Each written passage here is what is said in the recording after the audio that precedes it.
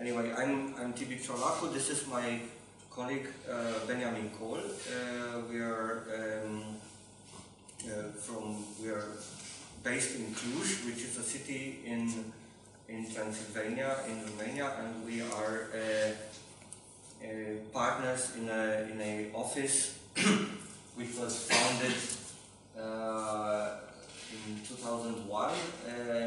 Initially, it was founded as an NGO, and this NGO came together as a cooperation, as a series of workshops, basically, which were organized by students and by young architects from Germany and from Romania. They came over to Cluj and they started working on Cluj, basically, and then it slowly developed into a office, like a commercial office, if you want to put it like this, which is since then active on the planning and architecture field. We are covering, I think, most of the available scales, most of them, of course, not all of them, most of the available planning and design scales. In Romania, we worked a lot about with cities as a client, and tonight, and also very important to say that we are. We had the privilege, that is very important to say, the privilege to meet and collaborate with a lot of partners and colleagues and friends of ours which are based in different places in Europe, and this was very an enriching experience for us, which was very helpful in learning from them and in getting help and getting advice from people who had at that time much more experience than we did. Some of them still have more experience than we do. And yeah, so besides the fact that Benjamin and some other colleagues from Germany made the mistake to emigrate to Romania and to never get out, like in this case, the others, some of them, our former colleagues, emigrated out of Romania and are living now everywhere in Europe, and we keep in touch, and we, if there's any opportunity to collaborate in any way, we do this, and we see this as a real advantage for our work. Well, tonight we were thinking about showing some of our work from the last years. But we wanted to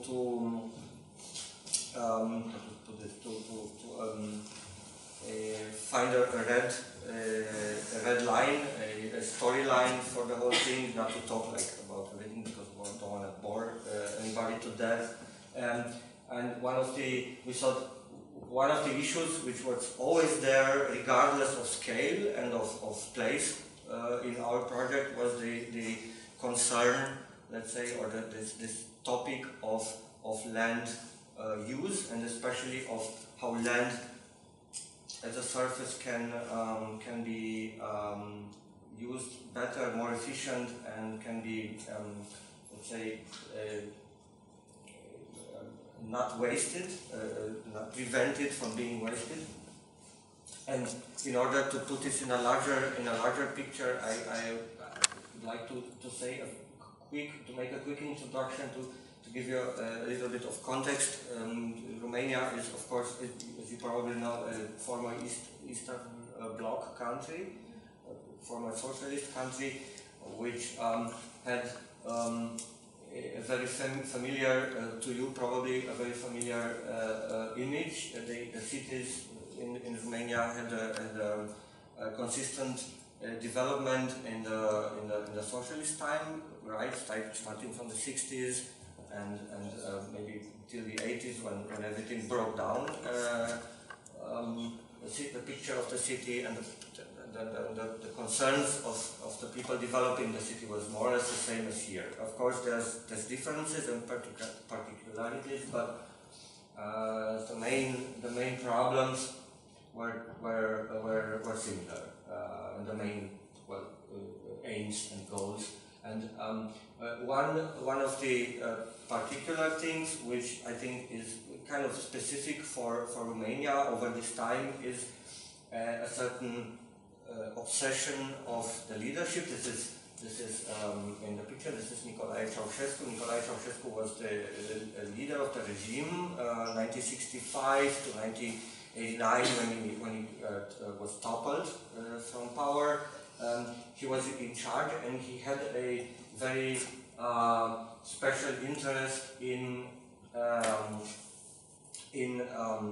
making cities more compact, more dense, in order to save land. He had an obsession with saving land, and he even started at a certain point, not even keeping cities compact, but at a certain moment he started demolishing villages, because he said we need the land for agriculture, and also cities which expand, cities, even cities they built, which expanded very quickly, because such structures were very much land consuming. They said we have to do something to keep cities as compact as possible and to save land. So he was obsessed with this thing. But so the result of this was the fact that by certain laws and by a very strict political control on planning, they kind of managed to mutate the cities and to mutate typologies, especially when it was about building housing, for instance. They built a lot of housing, like hundreds of thousands of apartments for working people. Not only changed their shape and the way they looked, but also became, in this 25 years, almost double as dense as they were in the beginning. So this is a short sequence of apartment estates they built,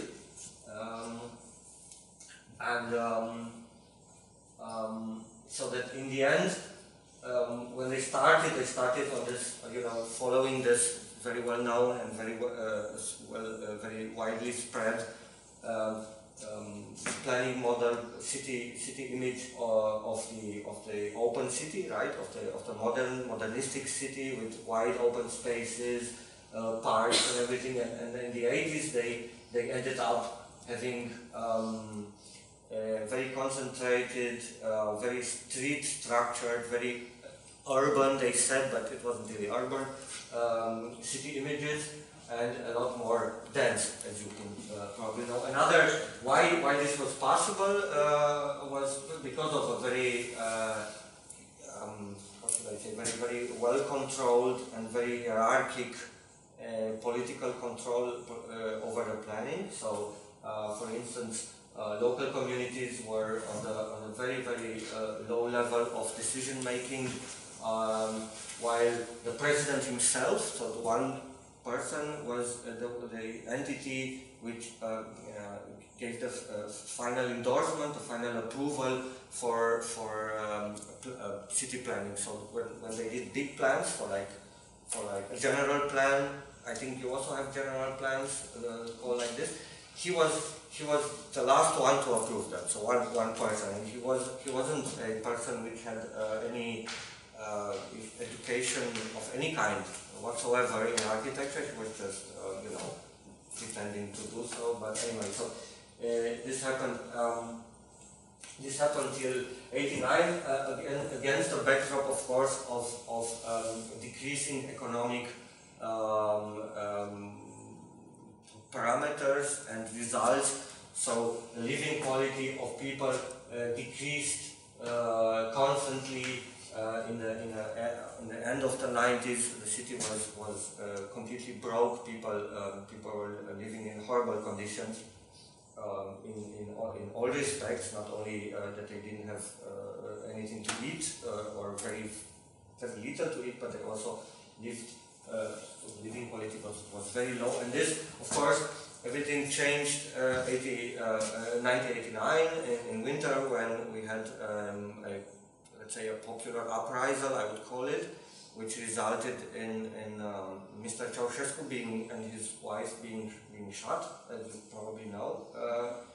And this was the moment which kind of, it was a seizure, of course, and it was a new start for everybody, and against this context, or in this context, everybody was starting a new life, and this brought, along with many other things, this brought a feeling of freedom, of course, and of happiness and of belief, but also it also brought the, how should I say, the fascination or the interest or the concern for private property, and for owning a house, and for owning a garden, and for having your own, your own plot and your own, for like the desire to move out of here, right, and to move into a place which you knew before as being your picnic place, where you spend your time on the weekends with your family. Now you wanted to move there, which is a very normal and very natural human desire, which everybody can understand, of course. But this led to a phenomenon everywhere. So in most of the cities in Romania, led to a phenomenon of a very rapid and very dramatic expansion of the city. You see, for instance, in this example, you can see here the historical city center of a city. Then the way it gradually grew over the centuries, and this is maybe the last. This is where the city was in 1989, for instance, and then in the 90s they said, we need a lot of land because people want to build, right? And they extended the city surface a lot. What is interesting to see is that in the same time the population started to decline, so the demography went down. This is exactly 89, 90, right? And then population started going down because of emigration, because people were poor and didn't have kids anymore, basically. In the same time, living quality after a crash in the 90s started to go up again at the beginning of the 2000s. So people started to afford to build and wanted to build, so they needed surface. And what happened, of course, is that cities started to swallow land and to extend, but not in a way which was controlled in any form. But it was rather a very, a very spontaneous, I would say, very enthusiastic, but still spontaneous and uncontrolled way of engulfing cities, and then like former villages. This is a picture in the outskirts of Bucharest, which is the capital, and it's near a small airport. And between 2002, when everything started, this economic boom, and everybody took credits from banks and started building, not only individual families, but also investors and real estate companies started to invest. So in 15 years, you see huge surfaces of land were just eaten up by this. In this particular case, this airport became inoperable because of people building very close to it. Of course, there's a lot of corruption in the background, and you can imagine how this is possible. But anyway, this is a typical image of any outskirts of any larger city in Romania. It looks like this, the way it evolved, right? And this is, of course, very costly for a city. So if a city expands like this and eats up territory, this is very costly. This costs not necessarily in the moment of doing it, but for the future generation, this is practically programming, preparing for the future a lot of costs, which means infrastructure, which means streets and schools and everything, things that when they did this, when you see this huge development, you should know that this is only housing. For instance, this is a housing district from the 20s or 30s. doesn't really matter, so it's from before the war. And this is a living district from the 90s and 2000s, and you can see that this is only yellow, the only color is yellow. In the Romanian building code, the yellow stands for housing, and you can see how little equipments like schools and parks and public space and everything they have in the 90s compared to the 30s. And also you can't really see it here, but the planning when they did such things, it was very fragmentary. So somebody owned like a piece like this, or a piece like this, and every building plan was done only for pieces like this, and the pieces were added next to each other, and slowly they grew into this, and this led, of course, that's a part of that, and it led to a very little functional, so very conflictual, and dysfunctional and living area where nothing, streets don't meet, streets are very narrow, you can't really. And now people are moving there, but in the future this is going to cost a lot of money for the local administration to repair, right? Because one day they will say, people living here, they will say, well, we'll need a school, we'll need that, and it's going to be very, very difficult. And this is the background, this is the history of how things evolved when we kind of started to look at things. And so one of our main concerns all the time was how to deal with this kind of crazy growth, and how to try to put things in a certain. Of course, you can't stop this, because everybody. It's the main desire of everybody to do this. So you can't possibly, as an architect, you can't even think about stopping it. All you can try to do is to channel this energy in a way that doesn't lead to future disasters, let's say, right? And this is a very familiar picture of any outskirts in Romania. This is has also huge ecological costs, as you can imagine, because they cut forests, they build roads which have a negative impact on the not only on the landscape as a picture, but also on the ecosystems. And now nobody really cares about what happens. All they want to do is earn a lot of money by selling these apartments, right? And administrations are often a combination of incompetence and corruption, and also a certain desire to fulfill the wishes of the people, which will gonna vote for them one day. So this is how it happens, right? What we started doing a lot of general plans. Is it called like this in Ukraine? General plans. We started doing general plans, and one of the things we started to do in the first place was kind of trying to look outside the city. So it's not so things like this often happen near the city, around the city, but it's not always on the actual territory of the city. It's neighboring communities, neighboring villages or small towns which are giving out ground for these things to happen. But when they happen, they affect in the first place the city, the main city. And so we said it's important to see if resources and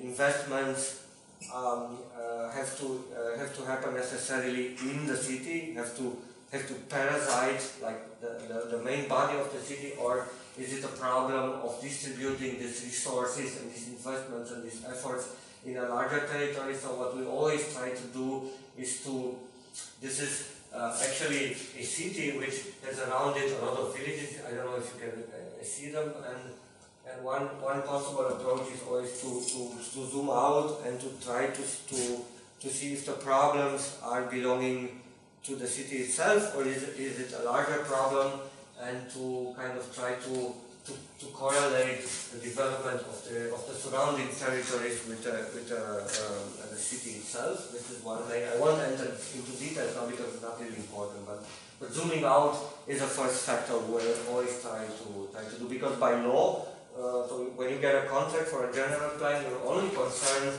by contract. So the agreement you have with the city, what you're getting paid for basically, is to try to solve things inside the city, but sometimes the problems which affect the city are not inside the city but are outside, so you have to analyze and look beyond the boundaries of the actual administrative territory. And what we also do in order to communicate this problem to the city halls, which are not always aware of the problems, when you say you should stop extending the city because this is not healthy for a city. You should extend very wisely and maybe at all. And they say, but why? But we have so much green fields around it, nobody's using it. Let's build them, and then you have to calculate. Sometimes we make analyses like this which show, for instance, in yellow you can see, for instance, how much green fields, so how much new territory a city needs in 10 years.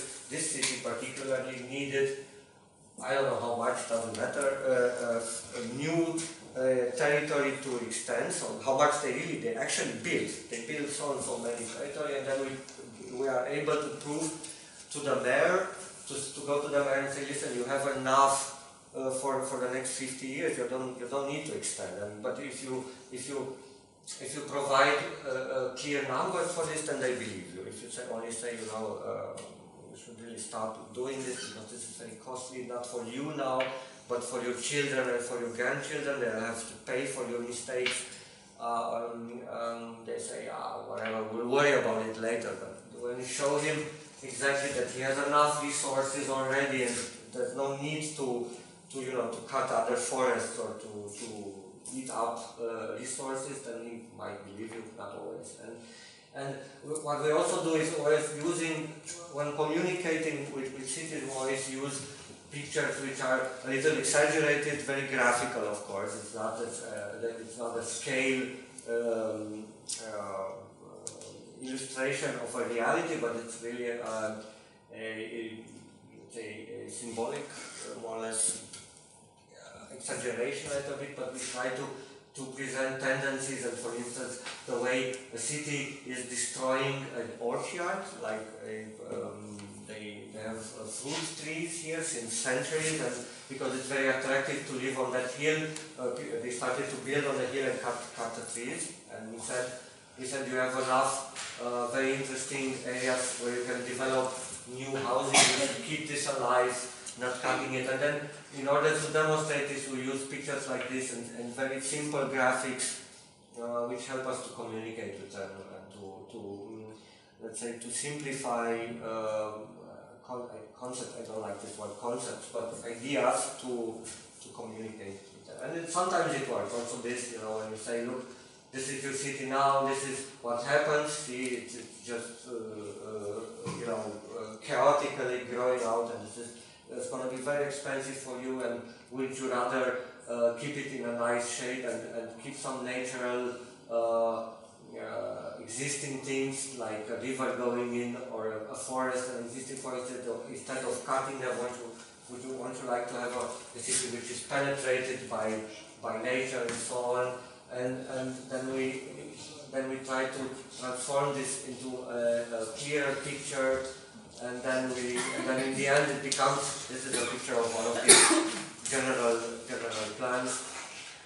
So communication with the cities is always sometimes it's more important to convince these people of certain very simple facts than to be very accurate in a technical way, because planning is not always, it's sometimes very technical, but it's not the main problem. So the most time-consuming factor when you're working in planning is, I think, communicating with different stakeholders and integrate all these different interests which exist. So the other thing is then, of course, they would say, yeah, but we will need to expand because the city is growing and people want to build. And they say, okay, it's not only the problem of expanding or not, whether to grow or not. Of course, everybody needs to grow, and you can't stop growth. This is basic knowledge. And the question is how you grow.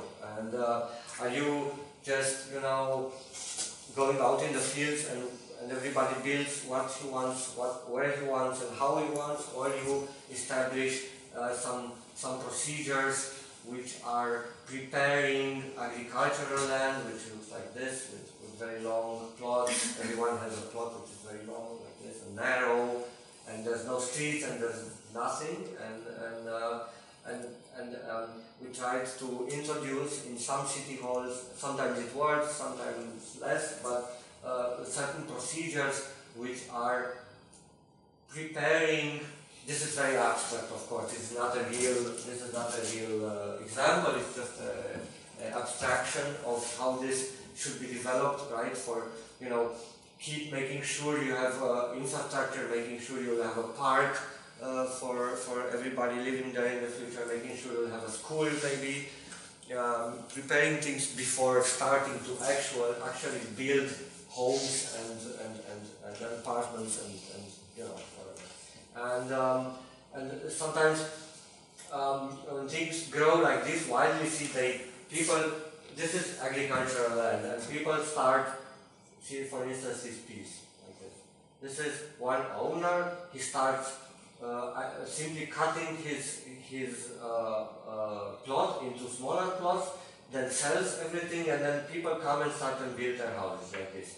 And then the next one, maybe this one here, or that one comes, and then they build a street, and everybody. It's very free, it's very liberal in a way. But on the other hand, the result is, as I said, of the worst kind possible for the future.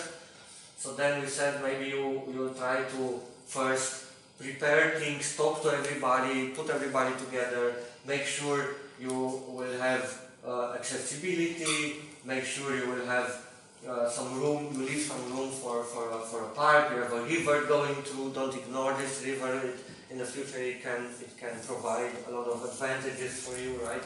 And maybe you will need shopping, maybe you will need a school, and before starting to build, before people will get their plots and will get their gardens and will be able, of course, everybody will be able in the end to live there and to have a garden and a house and to fulfill their dreams. But first of all, you have to think also of the public interest and of the public good and everything you need in such a place beyond your house. I mean, beyond your home, you need a lot of stuff in such a place. And then we make such studies where we show, right, how these things can be developed step by step.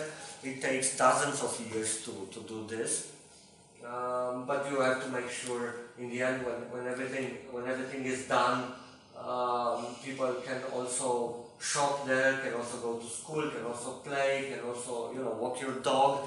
Otherwise, everybody will go to the city center to do their shopping, will take their kids with a car every morning and drive them I don't know where to bring them to school. This generates a lot of traffic, a lot of pollution, a lot of energy consumption and so on. So the more how should I say, the more things you have in your close proximity available for you makes such a like workplaces also right, makes such a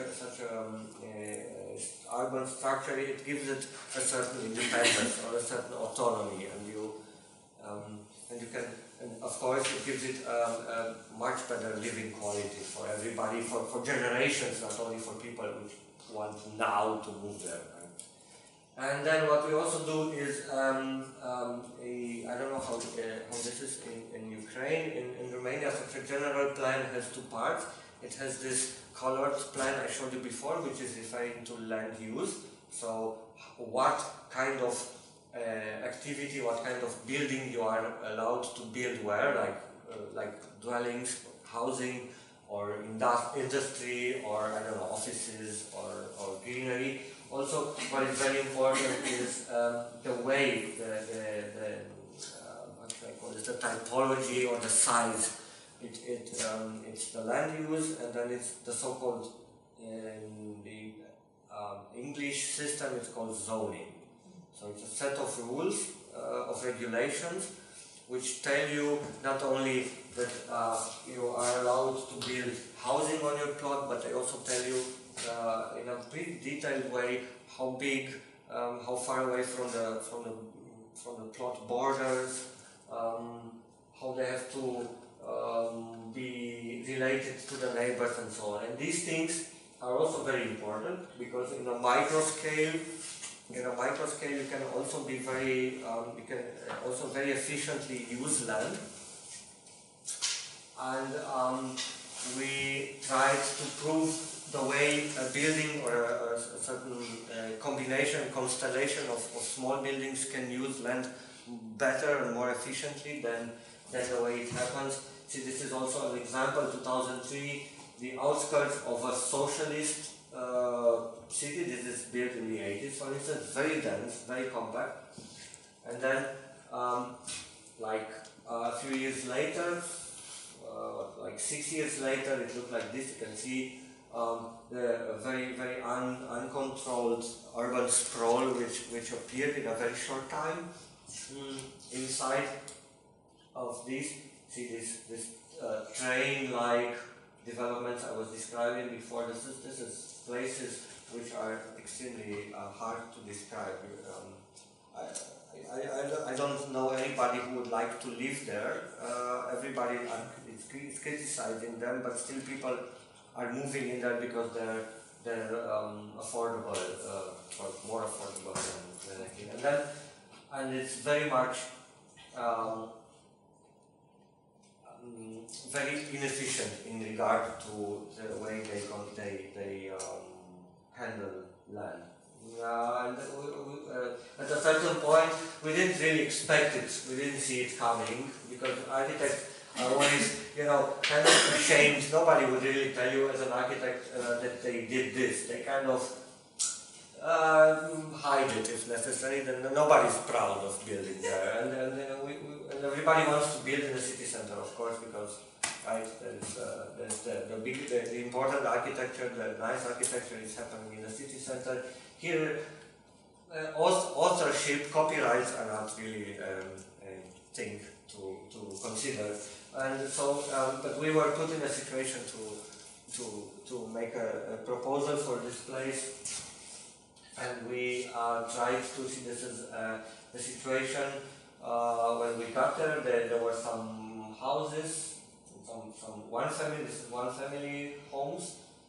And our client has this plot, and then we tried to see if it's possible to produce density, and so to use this land more efficiently, not only in an economic way, but also in what living quality means, in the sense that most investors would come to and want here apartments like this. These are two-story houses, and they would like, if possible, they would like a 10-story apartment block. It's no problem for them, or a 5-story apartment block. And then we tried to offer an alternative to this, and we tried to have the so-called principle of high density, low-rise, high density. So keep things at a very human scale, relate to the context in a way nobody gets hurt, but still try to make a better use of the land. This is how it looks in the combination of different typologies. This variety is also very important when we're talking about housing, because different scales, different kinds of spaces, and different typologies of living lead also to the advantage of having a larger variety of social types, of social typologies. So small family, large families, maybe wealthier people, less wealthier people, so a certain mixture of different categories of people living there is also very important. This in the end was built, it looks like that, and people who live there are, I think in the end, of course, it's nobody is poor who lives this, but this is quite affordable. I mean, this has the price of almost the price of an apartment, and it has a garden in the back. It has this small common courtyard where everybody meets. Kids are spending the time and so on, which are very simple things which can be obtained with little effort and which improve a lot the quality of living. Now I've been talking probably a lot, and I'm sorry for this. I was talking about how to deal with the need of a city to expand. So how to the ways of managing new territories, so greenfield, how it's called. But there are other ways of managing land resources of a city, so to deal with surfaces you have. Some of them are new, as I said, and some of them are also already existing inside and are not used the best way, and Benjamin will tell you more. Thank you. I'm tempted to ask for a coffee break now, but no. So, of course, brownfield conversion is a topic which is extremely important. Is being discussed in Europe and in the United States and other countries since the 60s, 70s, I think. In Romania, I don't know how the situation is in Ukraine, but in Romania, the idea was very well known also since the late 90s, because back then the big combinats were basically all shutting down, privatized and split in pieces, and I don't know, they still produced a lot of money, but not by producing goods. And but nothing really happened in this area about the brownfield conversion, because as TB said earlier, that it was much easier, and it still is, to just occupy all the natural resources and all the green fields around the cities and to destroy them, then invest in basically the pretty central, very well reachable areas that have a lot of infrastructure already, which are the industrial areas. I'm going to show two examples, one smaller scale, one bigger scale, in which we somehow managed to do this. Both of them have one thing in common, and that is somehow a strong foreign educated influence. Also, Romanian investors are starting to do this, but our clients in these two cases are either Romanian investment bankers who made their money in London and decided to invest it in this area here, for example, in 2009, I think, in a city called Cluj. Or the next one that I'm going to show now, first thing is are some Belgian investors who contacted us in Cluj, because still they are rather more prepared to invest the money in industrial conversion than taking the easier way. That is an image from from the city of Cluj, where we have our office based. Gives a pretty good idea of how it looks there. It's very close to the center, some very big offices being built in the last 5 years, and some textile factory which was built mostly in the 70s and 80s, which was waiting since 15 years to be bought by somebody who would offer enough money and do something about it. And there were still some places here which were producing some things, but they were in reality not for all this huge space there. There were probably still 20 people working or so. And also some old forgotten thing that was used to deposit old sewing machines, which we discovered there, and that nobody really knew about it, which was fascinating us. That's developer's perspective of what's going to happen there. A big housing block. You probably know how it is. It's extremely dense. It's a bit too high. There's the idea of connecting this office development here with the offices on the other side of a small channel and so on. And there is a hole in this building, and all of this seems somehow like not the perfect possible result of a brownfield conversion, even though, well, we are happy that somebody wants to do that, and so we made a master plan for that area, we made a zonal plan for that area, and we are strangely pretty proud, even though we're not pretty proud of how this image looks like. It's also not made by us. But I'm going to try to explain you why. What these developers are now also making, this is from their basically the way how they advertise this development now. The offices, a little bit of public space, so to say, and this building here, which is in the foreground and so on. It looks pretty logical to present it like that. We are now working on this office building as architects, and but what we are actually proud of is rather this part here, because this is how this building looks on the inside. It has very beautiful cast iron pillars, of course, from a fire safety point of view. It's quite difficult, the whole thing, but it has super beautiful spaces, and we are convinced and have been convinced and have also managed to convince our clients in the end that this is a place which can be used and which can be transformed and which has a quality that should be exploited and which can give an identity to this whole development. Because what they came with when they came to us was that proposal for a master plan, which was making tabula rasa, Apollo, taking everything off, and or also with the idea that, yeah, maybe if the guys from the other side of the channel want to connect some more offices there, that would also be absolutely fine like that, you know, why not?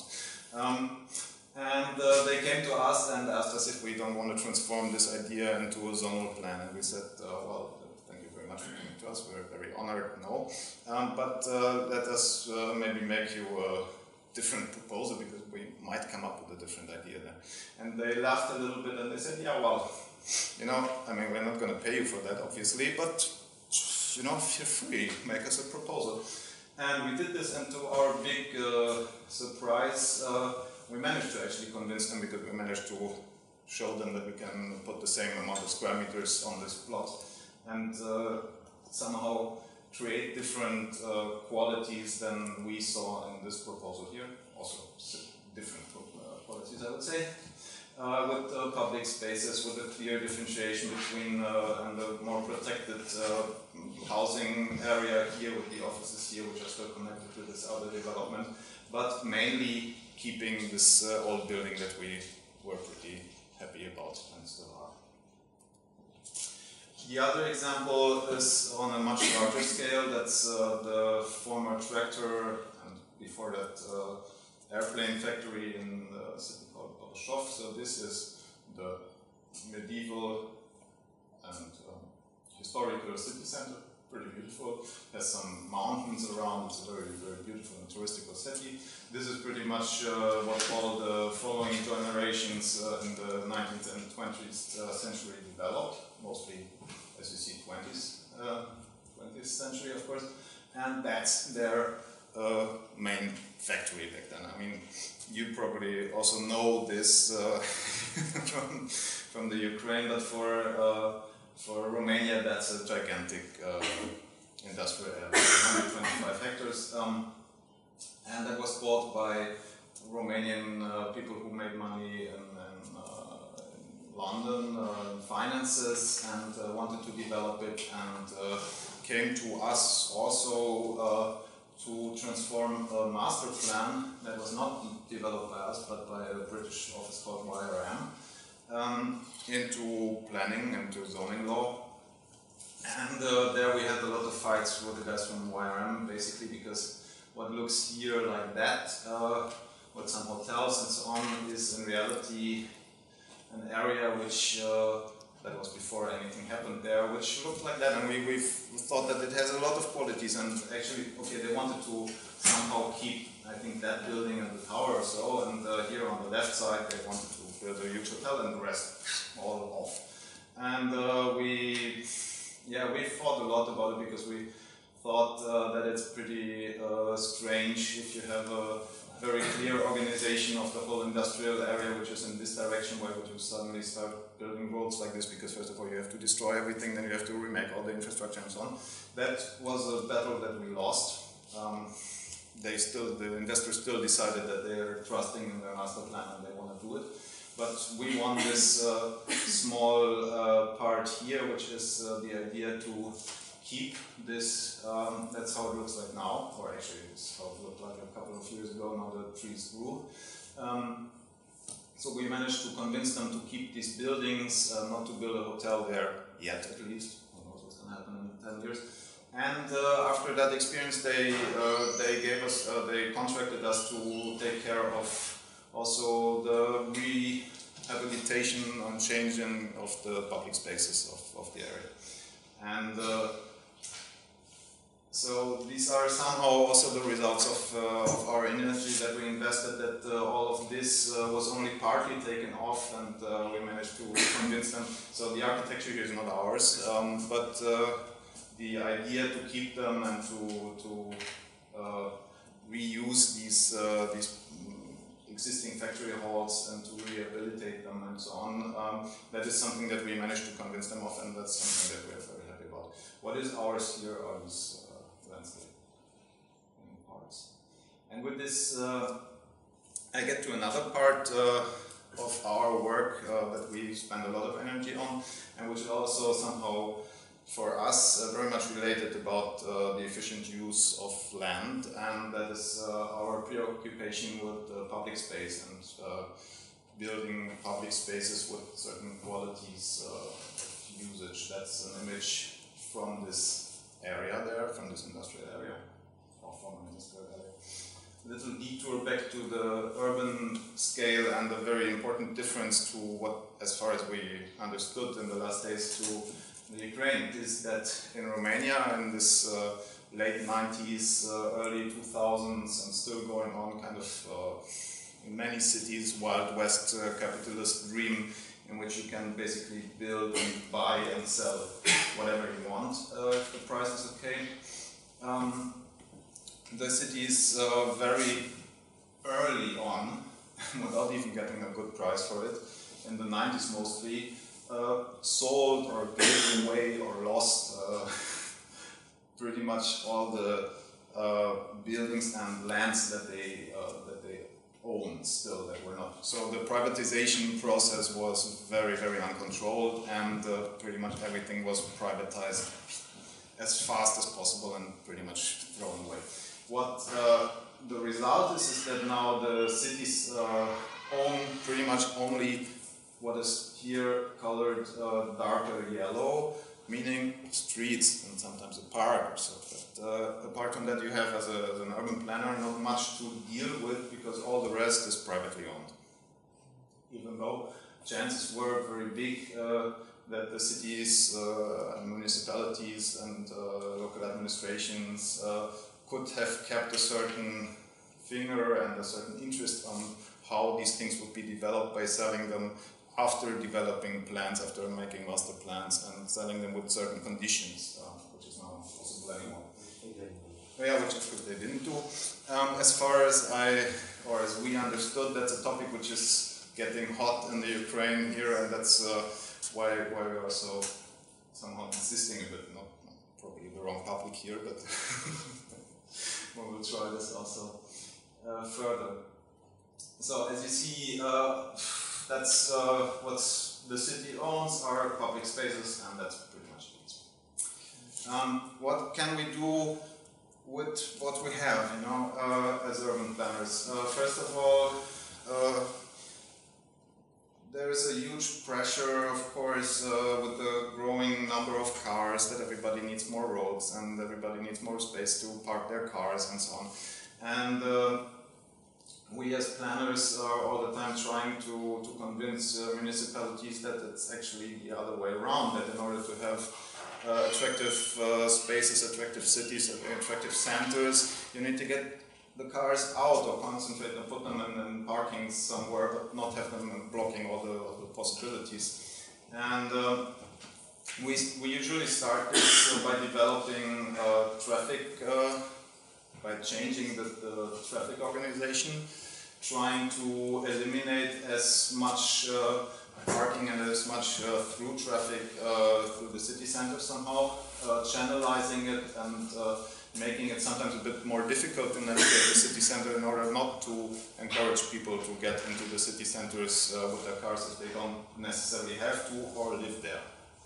And that's an image, it's actually a certain iteration of an initial traffic concept that we made for our city in Cluj together with traffic engineers, and where we managed to convince first of all these traffic engineers and then the local administration that it would be great to have all these surfaces which are yellow here freed of cars and pedestrianized, or partly pedestrianized at least. And then do something with these surfaces and use them better than they're used now to just park cars, and also everything just asphalted and with gigantic problems with rainwater collection and so on.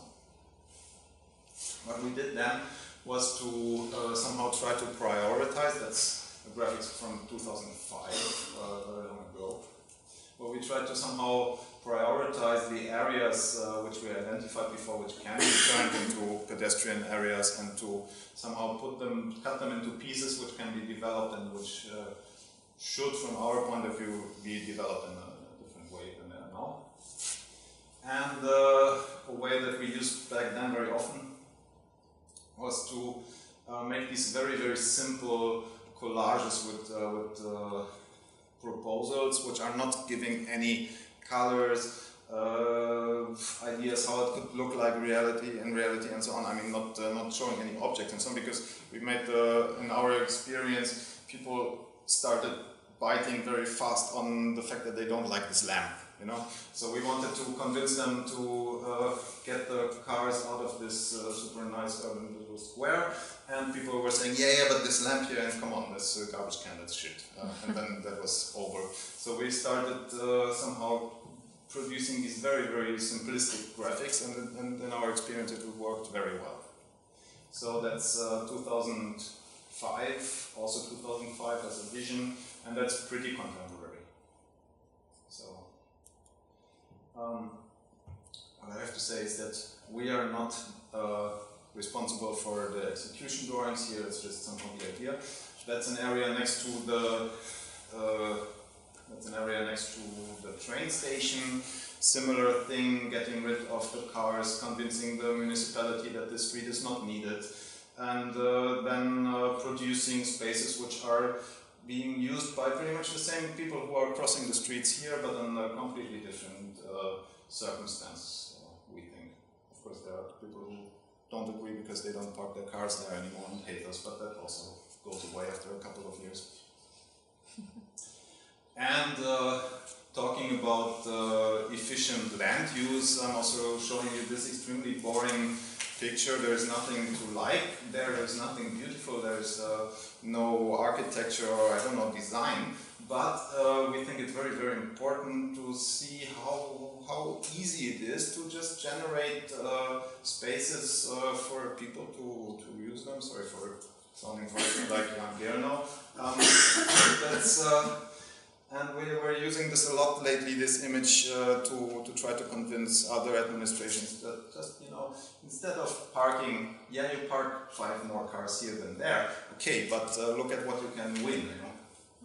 And that's something where I also want to mention the importance of European structural funds, which are financing such things in order to promote alternative ways of traveling, so basically want to discourage the use of private cars, want to encourage the use of bicycles, of walking, of pedestrian ways of moving through the cities. And these are after, it took, I don't know, it took more than 12 years to convince the city hall in Cluj that this would be a good idea.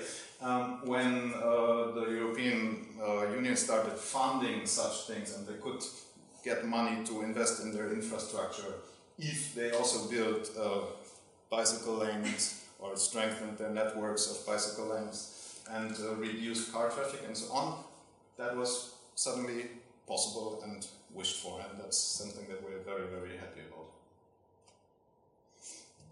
Another little project in Brasov where there's this huge tractor factory, just also because we, just to exemplify also this somehow problem of urban spaces which are completely blocked and used completely inefficiently as car park, which with parked cars which are also organized. I mean, they're not organized at all and totally idiotic the way how they're put there, but this is well how people park there. And so basically here you see all the traffic area and the parts which are actually used to park cars. And that was a proposal for a competition in which we somehow demonstrated that what is used to really circulate are these surfaces and all these other surfaces here, because here, yeah, you can travel over this little square there, because there are, I don't know, 5 or 10 cars per day who go there, but it makes absolutely zero sense to have all this surface blocked for these 5 people, because they can also from time to time drive over a square. And there are some before and after pictures here. Just, you know, this is the setting with this little square there, which was used like that. And this is how it looks now. That's a project that I put here, just 3 images out of nostalgic reasons, because it's one of the first projects that we developed about public space in 2004, 2005, together with the GIZ, back then it was called GTZ, who had an office in Sibiu, and together with Michael Engel, who some of you might know, who's now working here for the GIZ. There we tried, Sibiu was back then preparing to become cultural capital of Europe. They spent a lot of energy and time and money on 3 squares that you don't really see here. And we developed some ideas about, or a strategy to strengthen the forgotten spaces in the historical city center, which was pretty much everything except from these 3 squares, and identified lots of small spaces which we thought have some potential and that should also get some love somehow from the local administration. And I'm going to show you an image of that one here, which looked back then, this is an image from 2006, like that, very charming, very beautiful, very full of cars. Of course it wasn't ready for 2007 because that's not how things work, but that's an image from, I don't know, I think 2010 or something like that, so we made a project back then for this space here. It was all new paved, cars were taken out, we were very proud, we found it super idyllic, we thought everybody must be super happy. Now I took out an image out of this presentation, not to make it too long, but still it's worth it to say that today it looks, I mean the pavement still looks like that, but the cars are pretty much back.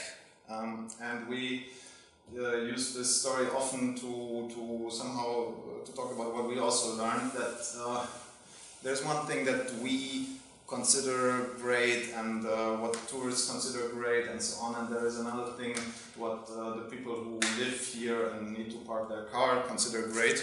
And if there's not enough pressure from the administration to somehow keep the cars out, then they don't stay out, and they come back, and that makes the guy who lives here and parks there happy, and everybody else maybe not so much.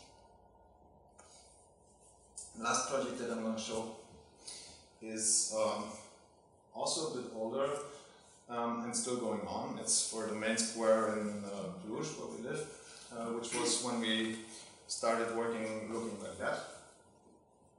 And today is not looking like that luckily anymore because these trees grew quite a lot. That's a picture from 2009. We wanted, after making this traffic concept, there was a competition organized for this area, which we won. That was, in a way, the start of our office to seriously get into. Back then, we were somehow 4 or 5 people developing development concepts and so on. That was something that opened for us the way into a more intense preoccupation with public space design. And we profited there very much also from this network that Tibi was talking about earlier, because we were working a lot with landscape architects and other architects with more experience from Germany who helped us a lot to learn something about what we were doing there. That's how the space looked like in 2006 when we won this competition. What is black here is accessible for pedestrians. What is white is pretty much inaccessible for pedestrians, being used for cars. There were a whole series of small implementations of this project. First of all, this boulevard here, where we cut the road to 2 lanes and gained a lot of space for pedestrians in this area. Then it took a while because the city hall needed people to get used to the idea that they park less there and so on, and so everything had to wait a little bit. Then the next part was this area here, where these were somehow flower arrangements. There was a big archaeological diggings, and this is why all this was not accessible.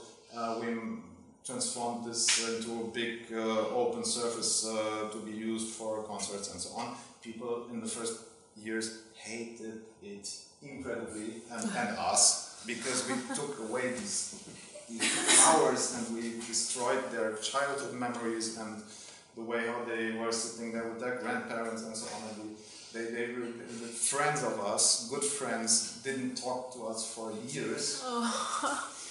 And it took quite a while, really, for people to get used to it and to start being happy. Now it's totally normal that there are every weekend in summer there are, I don't know, concerts and cinema projections, and the opera is using it and so on. If you ask somebody today, I don't know, something like 7 years later, 8 years later, it's always been like that in a way. You know, nobody remembers the flowers anymore. But for the first 2 or 3 years, you really, if you do something like that, you really need a strong, I don't know, strong will not to talk to your friends anymore.